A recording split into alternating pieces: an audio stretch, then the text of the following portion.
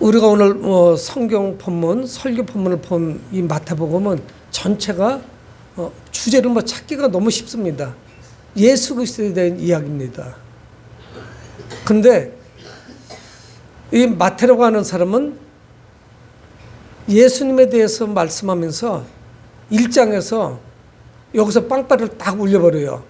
첫 장에서 시작을 하면서 예수님의 족보를 말씀합니다. 아브라함과 다윗왕의 계보, 족보 이야기를 시작을 합니다. 그리고 나서 이제 18절 오늘 본문에서 같은 말씀 이제 또 다른 말씀을 시작을 해요.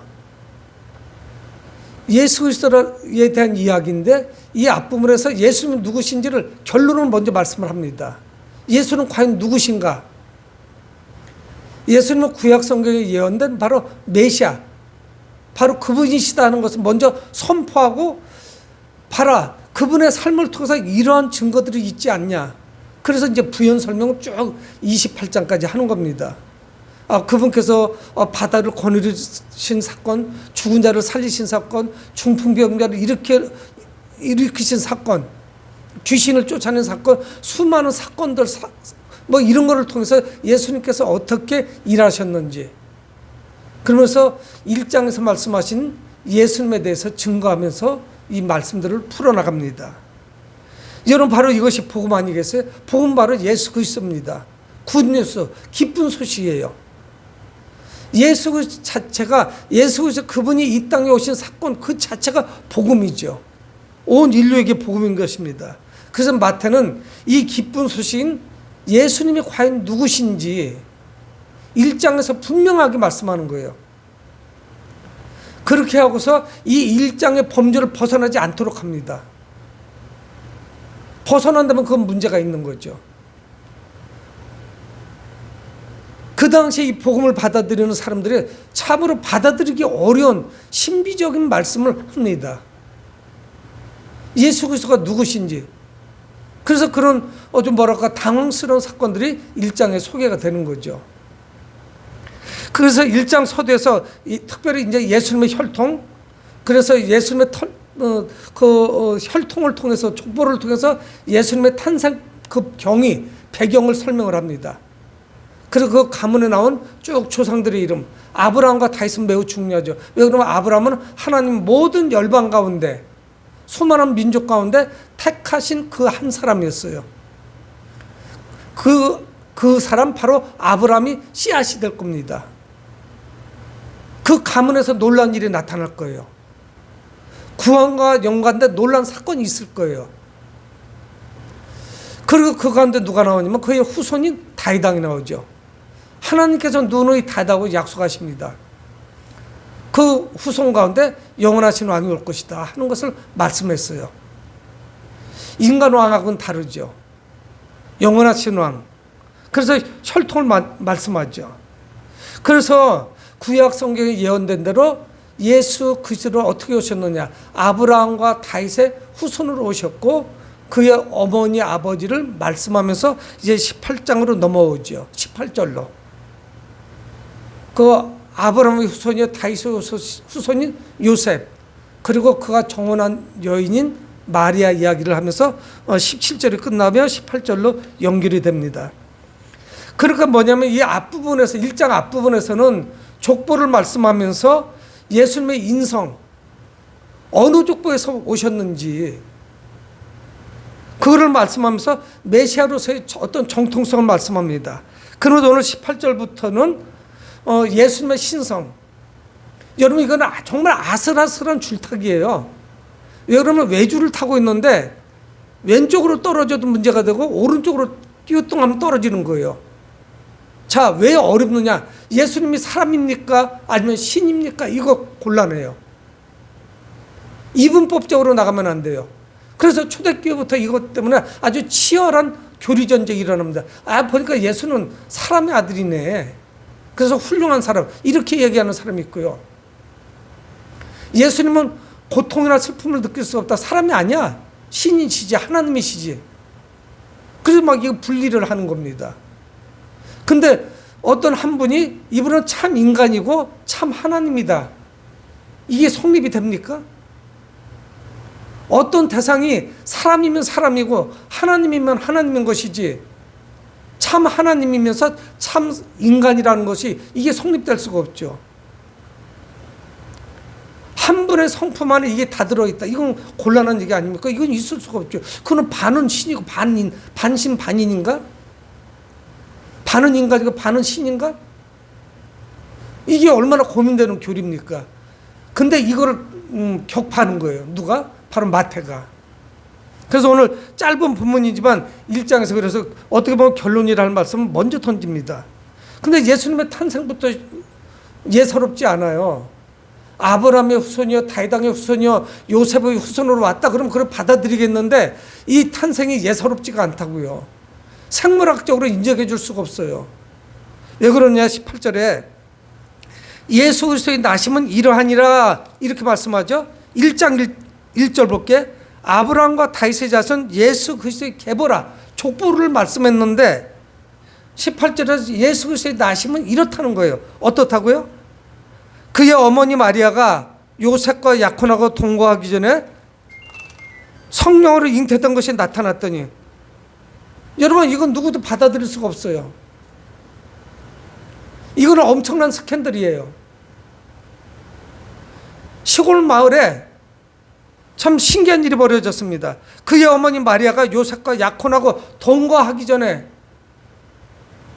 성령으로 잉태된 것이 나타났더니, 여러분 이게 가능한 이야기예요? 여러분 이스라엘 혼인은 우리가 다릅니다. 우리는 약혼하고 때가 됐을 때 서로 약속을 했으니까 때가 되면 결혼하죠. 이스라엘은 그렇지 않아요. 약혼하고 거의 1년 후면은 결혼을 합니다. 그런데 이 약혼했다는 것은 결혼과 똑같은 법적인 구속력을 가지고 있어요. 여러분, 그러니까 이게 뭐예요? 약혼하고 두 사람이 동거하기 전에 잉태했다. 이건 엄청난 스캔들 아닙니까? 부정행위를 저질렀네? 이렇게밖에 나올 수가 없어요. 남자가 임신하는 게 아니라 여성이 임신하는 거기 때문에 그 여성은 앞으로 쏟아질 그 지탄을 견딜 수가 없을 거예요. 그렇잖아요. 그 앞에 증인이 있습니다. 통과하기 전이에요. 요셉은 황당하게 이게 짝이 없는 거예요. 근데 이 마태는 아예 애시당초 1장에서 이걸 탁 던져버리는 거예요.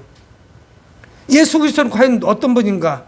여러분, 남자와 여자가 만나야만, 동침을 해야만 아이를 낳을 수 있다는 것은 불변의 진리예요. 자연법칙입니다. 꽃도 열매를 맺으려면 암꽃과 숫꽃이 수정이 돼야만 열매가 맺혀요. 뭐 다 그런 것은 아니지만 생명체는 다 그렇습니다. 근데 이 남자와 여자가 만나는 평범한 이야기를 말씀하지를 않아요. 성경 뭐라고 말씀하냐? 성령으로 잉태됐다는 거예요. 이 마태는 절대적으로 이 말씀에 대해서는 양보하지 않습니다. 예수님은 누구냐? 그저 단순하게 요셉과 마리아가 결혼해서 낳았어 그러면 사람이에요. 근데 마리아의 몸만 빌렸을 뿐이지 생물학적으로 그 아버지인 요셉과 전혀 연관이 없다는 것을 말씀하는 거예요. 만약에 결혼해서 정상적인 자녀로 탄생했다면 예수님 자신도 죄인이라 우리를 구원할 수 없어요. 우리보다 훨씬 훌륭하고 선한 분은 되실 수 있을 거예요. 근데 그분이 사람이기 때문에 다른 거는 한계가 있어요. 우리가 같이 구원을 받아야 될 죄인에 지나지 않아요. 그래서 오늘 마태는 그걸 분명하게 말씀하고 있습니다. 이건 참 당황스러운 사건이죠. 요셉도 당황스럽지만 마리아도 이거 황당하기 짝이 없어요. 남자 손목도 잡아보지 않은 처녀의 몸에서 임신이 됐다. 성령으로 잉태되었다. 여러분 이거는 뭘 입장을 바꿔놓고 뭐 할 것도 없지만 우리가 그런 상황이라면 이걸 누가 이해를 해주겠습니까? 성령으로 잉태됐다? 그렇게 이해하고 받아들일 만큼 이건 믿음이 되지 않으면 이건 받아들일 수가 없죠. 그래서 19절에 뭐 그의 남편 요셉은 의로운 사람이라 그를 드러내지 아니고 가만히 끊고 자요.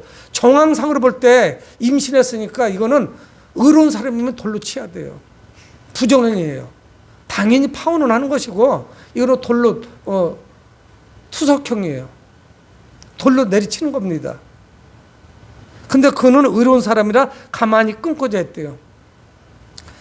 그 말이 아내 될 사람, 그를 조용히 끊고 그냥 마치려고 하는 이런 모습을 볼 수가 있어요. 그러니까 이건 정말 엄청난 사건이 지금 벌어진 거예요. 약혼한 것만 해도 그저 그냥 파혼이기 쉬운 건 아닙니다. 결혼이야 똑같아요. 법적인 구속력이 있습니다. 요셉의 고민이 깊어졌어요. 이걸 어떻게 해야 되는지, 이 어려운 상황을 어떻게 극복을 할 것인지. 근데 성경은 계속 성령님 말씀을 하는 거예요. 20절에 아들을 낳으리니 이름을 예수라 하라. 이는 그가 자기 백성을 그들의 죄에서 구원할 자이심이라. 21절에도 말씀하고 20절에도 중반절에 마리아 데려오기를 무서워하지 말라. 그에게 잉태된 자는 성령으로 된 것이다 말씀해요. 계속 주의 사자를 통해서 말씀하는 겁니다. 주의 사자가 나타나 예수님의 잉태가 성령으로 된 것이라는 것을 계속 말씀해요. 이것이 부정한 행위가 아니다 하는 것을 말씀해요. 이걸 받아들여야 될 것을 주님의 사자가, 천사가 말씀하는 거예요. 그러니까 요셉은 이게 참 황당하긴 하지만 기꺼이 받아줘야 돼요. 그런 것이 돼야 되고 주의 사자 하나님의 말씀을 받아들여야 돼요. 여러분, 처녀인 마리아는 어떻겠습니까? 더 견디기 어렵죠. 이걸 어떻게 받아들여야 돼요? 그러니까 요셉은 그 마리아의 입장도 이해를 해야 됩니다. 그리고 그것을 받아들여야 돼요. 여러분, 성령님은 삼위 하나님입니다. 삼위일체 하나님이세요. 천지 창조에 관여하셨어요. 하나님의 영이 수면 위에 운행하시더라. 성경은 시작하자마자 이렇게 말씀해요. 창세기에서. 그래서 이 성령님은 예수님의 탄생을 주관했고 새로운 창조를 이루십니다. 그래서 예수님은 성령으로 잉태된 참 인간이고 참 하나님이세요. 성령으로 잉태된 거예요. 사람의 유전자가 1%도 섞이지 않았어요. 마리아의 몸에서, 그 몸에서 어머니의 양분만 먹고 예수님은 아기로서 자라난 것이지, 태아로 자라난 것이지, 그 어머니하고도 유전자가 하나도 동일하지 않아요. 동일한 유전자면 어머니 죄성은 그대로 물려받는 거죠. 몸만 빌린 거예요. 어떻든 그런 고민도 해봅니다. 하나님께서 그저 하나님으로 쫙 나타나셔서 말씀하시던데 왜 이렇게 하셨지? 그래서 그 말씀을 다 성경을 통해서 말씀하는 거예요. 공의의 하나님이십니다. 그래서 성령으로 잉태된 참 사람이며 참 하나님으로 이 땅에 오시죠. 그래서 계속 이어서 주의 사자가 말씀하는 거예요. 잉태된 자는 성령으로 된 것이다 말씀하면서 아들을 낳을 것이다. 잉태된 게 아니에요. 성별까지 말씀하는 거예요. 아들을 낳을 것인데 이름을 예수라 하라. 여러분, 그 히브리 민족은 우리도 역시 마찬가지죠. 아이가 태어나면 뭐 장명원에 가서도 시키고 지인들을 통해서 지키기도 하지만 자녀의 이름을 지어주는 것은 부모의 권한이에요. 특권이에요. 다 부모가 지어줍니다. 하나님은 이 땅에 오신 예수 그리스도 이름을 친히 지어주셨어요. 그러니까 그 이름을 말씀하신 하나님의 뜻을 통해서 우리는 뭘 깨닫느냐. 하나님과 아들이신 예수 그리스도의 특별한 관계를 우리는 알 수 있습니다. 아들을 낳을 것인데 이름을 예수라 하라. 그러니까 이 땅에 오신 메시아, 그분의 정체성을 우리는 알 수 있어요. 예수라는 이름 가운데서. 예수는 구약 성경에 또 많이 나옵니다. 예수, 예수아라고도 하죠. 여호수아예요. 구원과 연결돼요. 그러니까 모세의 후계자인 여호수아, 가나안 땅을 점령하죠. 그래서 미래에 오실 메시아의 모형이에요. 그 여호수아가 가나안을 정복한 지도자죠. 모세 다음 세대예요. 그래서 성경은 우리에게 말씀합니다. 이 예수라는 이름이 뭐 어떤 의미를 뜻을 가지고 있느냐. 21절 중반절에 그가 자기 백성을 그들의 죄에서 구원할 자이심이라. 예수라는 이름은 어떤 이름이냐. 그 의미가 자기 백성을 구원하실 분이에요. 여러분, 근데 성경은 참 특별하게 말씀하시죠. 우리가 믿어서 그분의 백성이라기보다는 그분의 자기 백성이래요. 그들의 죄에서 구원할 자다 말씀하고 있습니다. 그러니까 예수님이 이 땅에 오신 사명은 무엇이냐? 구원의 사명을 가지고 이 땅에 오신 거예요. 예수님은 어떤 분이시냐? 성령으로 잉태되신 분이다. 그래서 참 인간이면 참 하나님으로 이 땅에 오셨다. 갑자기 어느 날 아주 위대하신 모습, 호화 찬란한 모습으로 갑자기 나타나신 분이 아니에요. 이 땅에 인간으로 오신 거예요. 성령으로 잉태하셨어요. 그래서 인간의 희로애락을 다 함께 하셨어요. 근데 그분의 이름이 뭐냐? 예수예요. 자기 백성을 죄로부터 구원할 자예요. 예수라는 이름이 바로 구원입니다. 여러분, 그런데 이 구원의 사명은 감당하기가 매우 어려워요. 그래서 구약 성경에 계속 예언자들을 통해서 말씀하셨고, 특히 이사야는 예언해요. 예수 그리스도 바로 메시아 오실 분은 어떤 분이냐? 고난받는 종이에요. 그래서 이사야에서 고난받는 종으로 오실 것이라는 것을 4번이나 말씀했어요. 고난받는 종으로 오실 것이다. 근데 히브리 백성들은 아무도 안 믿었어요. 어떻게 하나님의 보내신 메시아가 고난받겠느냐? 오히려 고난을 해결해야지. 그런 생각만 한 거예요. 그러니까 십자가에 못 박은 거 아니겠어요? 그래서 이 구원의 사명은 감당할 수 없는 고통이 따릅니다. 구원받기 위해서는 십자가의 일을 가셔야 돼요. 고난받는 종이며 하나님의 어린 양으로 이 땅에 오셨어요. 그래서 우리를 위해서 화목제물이 되시고 속죄제물이 되어주시죠. 자신의 생명을 버려서 죄인들을 구원하십니다. 여러분, 예수 그리스도께서 구원하실 자기 백성들은 유대인들에게만 한정되지 않아요. 온 인류에게 이것은 모든 이들에게 해당되는 그런 복음입니다. 예수님은 죄 사연하지 못하는 인류를 위해서 오셨다는 사실은 확실해요. 그리고 이 마태는 한 번도 그거를 양보하지 않아요. 주의 사자가 말씀하신 거예요. 하나님께서 주의 사자를 보내셔서 말씀하셨어요. 천사를 보내서. 성령으로 잉태할 것이다. 아들을 낳을 것이다. 그 아들을 낳으면 누구라고 하라? 예수라 하라. 말씀하시는 거예요. 로마서 5장 8절에 우리가 아직 죄인 되었을 때 그리스도께서 우리를 위하여 죽으심으로 하나님께서 우리에 대한 자기의 사랑을 확증하셨느니라. 우리가 아직 죄인 됐을 때 그리스도께서 우리를 위하여 죽으심으로 하나님의 사랑, 그리스도의 사랑을 확증해 보이셨대요. 누가 죄인들을 위해서 생명을 내놓겠습니까? 그러니까 죄 없는 하나님의 아들이신 예수 그리스도, 바로 이 메시아께서 이 죄로 가득한 이 세상에 사람의 몸으로 오신 거예요. 여러분, 구약의 제사는 참 제사 방법이 까다롭습니다. 말씀에 따라서 율법에 따라서 다 그 순서에 입각해서 해야 돼요. 흠없는 제물을 갖다가 대제사장이 하나님께 드리죠. 다양한 제물이 있습니다. 제사 방법이 다양해요. 여러분, 그런데 늘 이 제사는 영원하지 않아요.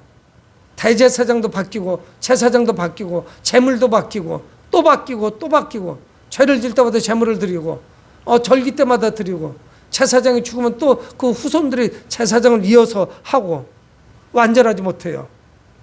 근데 예수님은 자신의 몸을 단번에 드렸어요.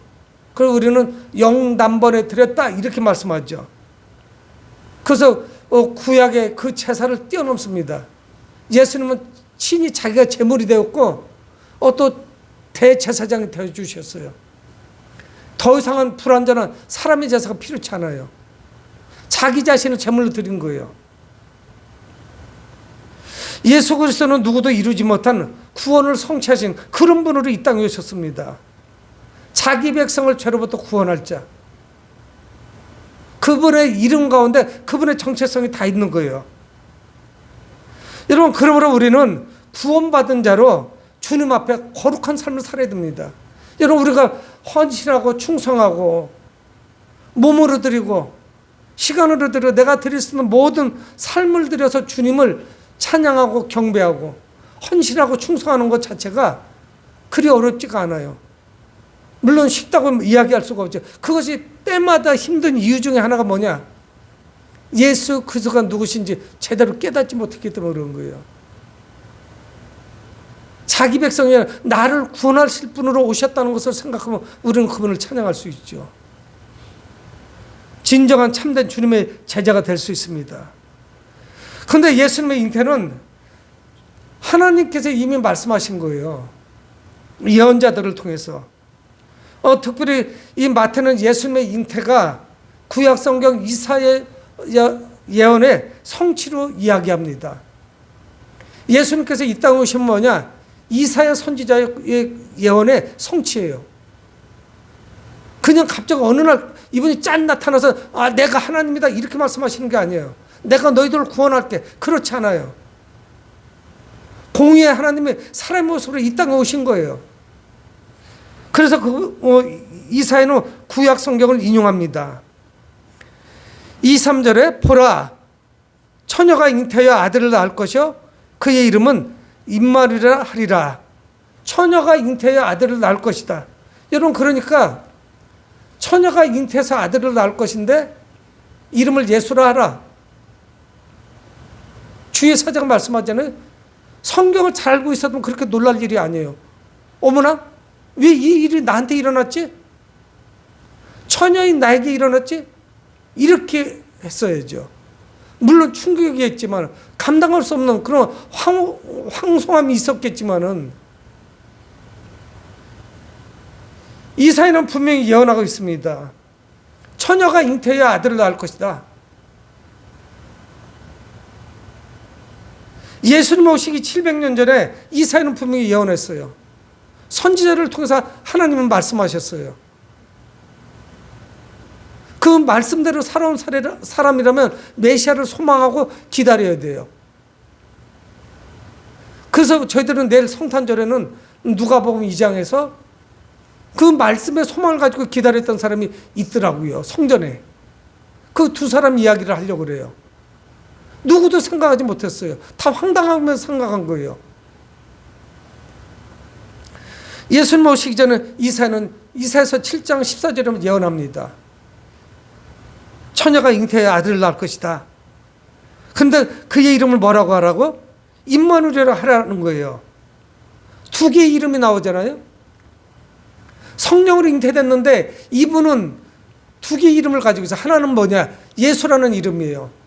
자기 백성을 죄로부터 구원할 자라는 그런 이름을 가지고 또 하나는 뭐냐? 그의 이름은 임마누엘이에요. 임마누엘. 세 개로 잘라야 돼. 임에서 잘라야 되고 마누에서 잘라야 되고 엘에서 잘라야 돼. 엘은 하나님이죠. 함께 하신다는 뜻이에요. 주님께서 우리와 함께 하신다. 함께 우리 하나님 이렇게 세 개로 나눠줘요. 여러분 주님의 이름이 왜 임마누엘일 거예요? 하나님께서 우리와 함께 하신다는 그런 증표예요. 그런 증거라고요. 이스라엘 백성들은 엄청난 고난을 겪습니다. 전쟁에서 패하고 그리고 디아스포라 유대인들은 각국으로 흩어지죠. 포로가 돼서 흩어지고 그리고 영영 자기 세대에 돌아오지도 못하고 하나님이 자기들을 버리셨는 줄 알았어요. 하나님께서 자기들과 함께 안 하시는 줄 알았습니다. 근데 하나님은 우리와 함께 하신다는 증거로 예수 그리스도를 이 땅에 보내셨어요. 예수 그리스도께서 바로 하나님이세요. 하나님이 인간의 역사 가운데 들어오셨어요. 그래서 우리와 함께 하시는 거예요. 그래서 하나님은 저 구말리 창처럼 망원경으로도 보이지 않는 그 하늘나라에 계시면서 우리를 도대체 보고 계신 것인지 안 계신 것인지. 여러분 모든 신관이 어떤 줄 아십니까? 모든 종교는 스스로의 노력에 의해서 신이 되려고 하죠. 여러분 근데 우리 성경은 그렇게 말씀하시지 않아요. 하나님이신 예수 그리스도 이분께서 인간이 되셔서 우리와 똑같은 삶을 사십니다. 아픔을 겪으셨고요. 때로는 피곤함을 느끼셨고, 너무 사람들이 많으니까 사람들을 피하시기도 했고요. 때로는 그 슬픔이 복받칠 때는 울기도 하셨어요. 예수님은 눈물을 흘리시기도 했습니다. 그리고 아파하시기도 했어요. 고통을 느끼셨어요. 신이 인간으로 이 땅에 오신 거예요. 여러분, 세상 종교와는 극단적으로 다르죠. 자신을 수련해서 신의 반열에 올라가려고 그래요. 근데 우리 하나님은 어떤 분이냐? 임마누엘 되셔서 우리와 함께 하세요. 요셉과 마리아의 몸을 빌려서 이 땅에 오셨어요. 그래서 우리와 함께 하시는 거예요. 우리 역사 속에 들어와서 우리와 함께 호흡하고 숨을 쉬었으니 그분의 놀라신 능력, 그분의 사랑, 우리는 잊을 수가 없는 것이죠. 여러분, 우리가 볼 수 있도록 함께 호흡할수록 이 땅에 오셨으니 얼마나 감사한지 모릅니다. 여러분, 인간이 되신 예수님을 통해 우리는 하나님께 나갑니다. 그래서 예수 그리스도의 이름으로 기도하잖아요. 그분은 우리를 용서하시고 사랑을 베푸셔요. 우리를 구원하기 위해서 오셨어요. 함께하기 위해서 오셨어요. 구약 성경의 예언은 한 채 오차도 없이 이루어졌습니다. 그 사건이 2000년 전이에요. 성경 또한 우리에게 말씀해요. 주님께서 다시 재림하실 것이라고. 강림하신다고 분명히 말씀해요. 여러분, 예수님께서 이 땅에 오신 사건은 어떤 사건입니까? 멀게만 느껴졌던 그 하늘과 그저 푸른 하늘, 창공이 아니에요. 비행기가 떠다니는 그 하늘이 아닙니다. 먼 그 하늘, 하늘에 계신 그 하나님이 우리와 만나주신 사건이에요. 하늘과 땅이 만났어요. 하나님께서는 아들을 이 땅에 보내시는 결단을 했습니다. 여러분, 누구도 시비 걸 수가 없어요. 하나님이, 야, 내가 생각해보니까 너희들 심판하고 지옥 보내는 거 너무 과한 것 같다. 내가 용서하마. 한마디 말씀하시면 끝이에요. 근데 하나님은 공의의 하나님이에요. 우리가 지은 죄를 우리가 받아야 되는데 우리가 받으면 우리는 죽는 거예요. 사망이에요. 우리는 지옥에 떨어질 수밖에 없어요. 심판받을 수밖에 없어요. 그래서 우리의 모든 죄를 하나님 자신이 다 뒤집어 쓰신 거예요. 그래서 그분은 완벽해야 돼요. 죄가 없어야 돼요. 죄인이 죽는 거에 당연한 거 아니에요? 그래서 사람의 몸으로 왔지만 사람의 유전자를 타고나면 안 돼요. 그래서 이 땅에서 우리가 똑같은 삶을 응애하고 태어나서 젖을 먹고 성장해서 어린아이 시절을 지나서 그분의 공생을 사시고 십자가에서 죽으신 거예요. 하나님도 이거는 쉬운 일이 아니셨을 거예요. 고통스러운 일이에요. 결단을 해야 되는 것입니다. 그런가 하면 하늘에서 그런 역사가 있었고 땅에서는 그분의 뜻에 묵묵히 순종하는 부부가 있었습니다. 그들은 누구예요? 요셉과 마리아죠. 정말 황당한 사건 앞에서 몸둘 바를 모르겠는데 그걸 받아들여요. 예수님은 죄가 없는 참 인간이며 참 하나님으로 이 땅에 있었습니다. 예수님은 우리와 함께 하시는 하나님이시여요. 우리와 함께 하시는 하나님, 하나님이 계신지 봤으면 좋겠어요. 예수님을 보고도 그 소리 하면 안 되죠. 하나님이 함께 하셨는데 지금은 성령님으로 우리와 함께 하시죠. 이분은 참 하나님이며 참 인간으로 이 땅에 오십니다. 그러니까 우리는 우리와 함께 하시는 그 하나님, 죄인들을 구원하실 그분, 바로 예수, 임마누엘 그 되시는 그분을 우리는 소망 가운데 기다려야 되죠. 우리는 구원받을 자격이 전혀 없는 그런 사람들이었습니다. 이 대림절 맞은 주일에 사랑하는 성도 여러분, 아들을 통해서 우리에게 은혜 베푸신 그 하나님께 감사와 경건의 예배를 드리는 여러분들이 되시길 주 이름으로 축복을 드립니다. 고마우신 아버지 하나님, 주의 은혜를